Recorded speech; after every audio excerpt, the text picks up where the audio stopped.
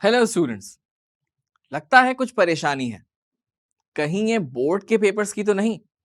अरे घबराइए नहीं, मकसद है ना आपके साथ। तो आज मैं आपके लिए लाया हूं सेकेंड ईयर मैथ का टॉप कार्ड। पहले तो मैं आपको यह बता दूं कि टॉप कार्ड क्या है। टॉप कार्ड उन टॉपिक्स या एक्सरसाइजेस का मजमुआ है जिनकी प्रिपरेशन आपको करना लाजमी है, और इन टॉपिक्स या एक्सरसाइजेस के बगैर आप एग्जाम्स में अच्छे मार्क्स नहीं ले सकते।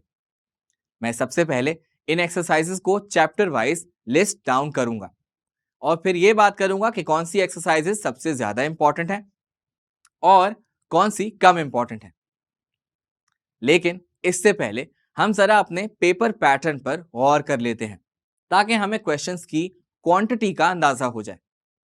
तो सबसे पहले आप फेस करेंगे ऑब्जेक्टिव पेपर यानी कि सेक्शन ए को, जिसमें आपके पास 20 एमसीक्यूज होंगे और आप इन 20 एमसीक्यूज का करेक्ट आंसर लिखेंगे। फिर आपके पास सब्जेक्टिव पेपर यानी सेक्शन बी और सेक्शन सी का पार्ट आएगा। सेक्शन बी में आप शॉर्ट क्वेश्चंस को फेस करेंगे, जिसमें आपको 14 क्वेश्चंस गिवन होंगे और आपको उनमें से 10 क्वेश्चंस अटेम्प्ट करने होंगे और ईच क्वेश्चन 4 मार्क्स का होगा। तो इस तरह से आपके टोटल मार्क्स हो गए 40। और लास्ट में आप सेक्शन सी में लॉन्ग क्वेश्चंस को फेस करते हैं, जिसमें आपको 7 क्वेश्चंस गिवन होंगे और आपको उनमें से 5 क्वेश्चंस अटेम्प्ट करने होंगे और हर क्वेश्चन 8 मार्क्स का होगा। तो इस तरह ये सेक्शन भी 40 मार्क्स का होगा। अब बढ़ते हैं हम अपने टॉप कार्ड की तरफ।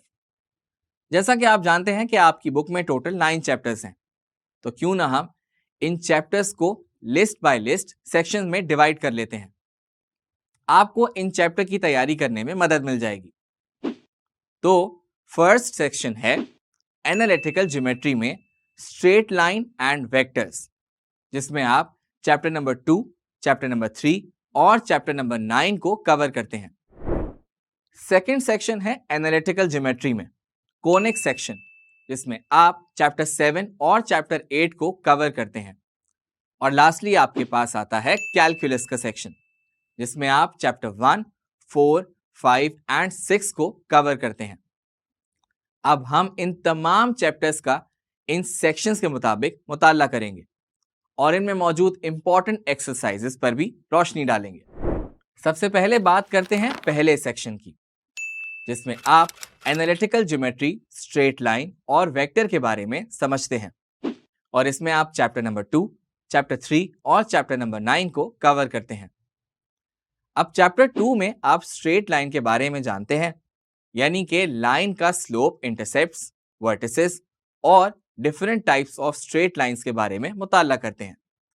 और इस चैप्टर में से आप कम से कम 2 एमसीक्यूज, 2 शॉर्ट क्वेश्चंस और 1 लॉन्ग क्वेश्चन एक्सपेक्ट करते हैं, यानी कि कम से कम 18 मार्क्स। और इसके लिए आपको एक्सरसाइज 2.1, 2.2, 2.4 और 2.5 की अच्छे से प्रैक्टिस करनी होगी।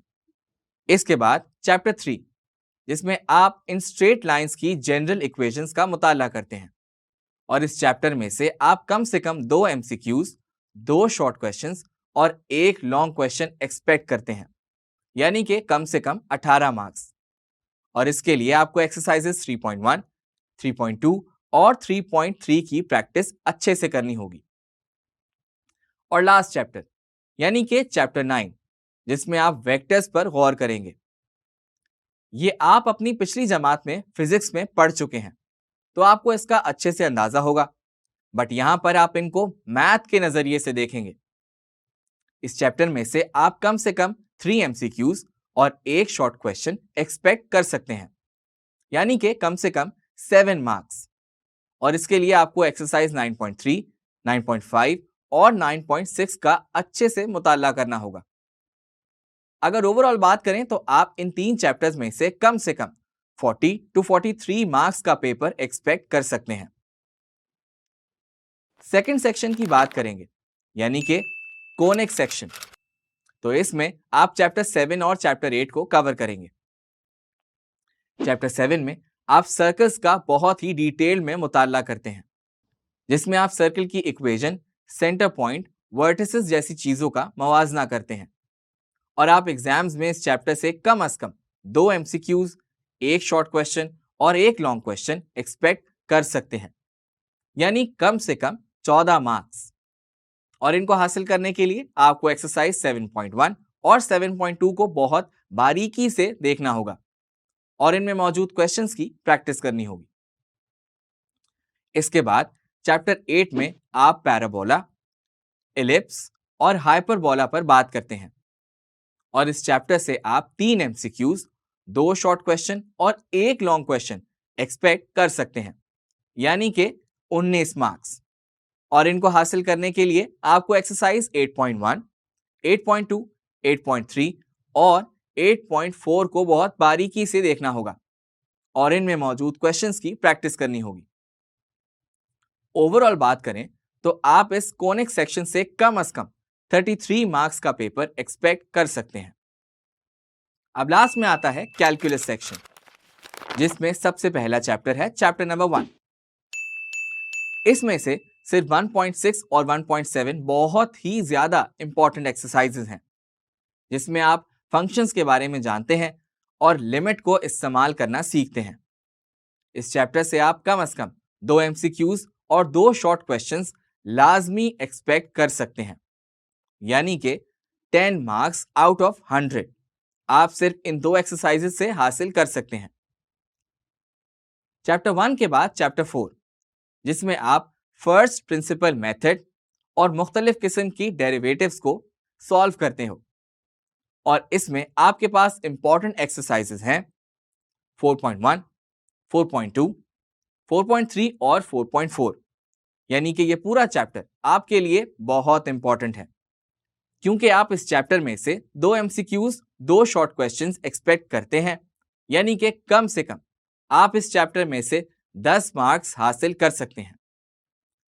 इसके बाद आपके पास चैप्टर 5 आता है, जिसमें आपकी इंपॉर्टेंट एक्सरसाइज 5.1 और 5.2 है, जिसमें आप चैप्टर 4 में समझे जाने वाले टॉपिक यानी कि डिफरेंशियल्स की एप्लीकेशंस देखते हैं और इसमें से आप एग्जाम में कम 2 MCQs, एक शॉर्ट क्वेश्चन और एक लॉन्ग क्वेश्चन एक्सपेक्ट करते हैं, यानी कम से कम 14 मार्क्स।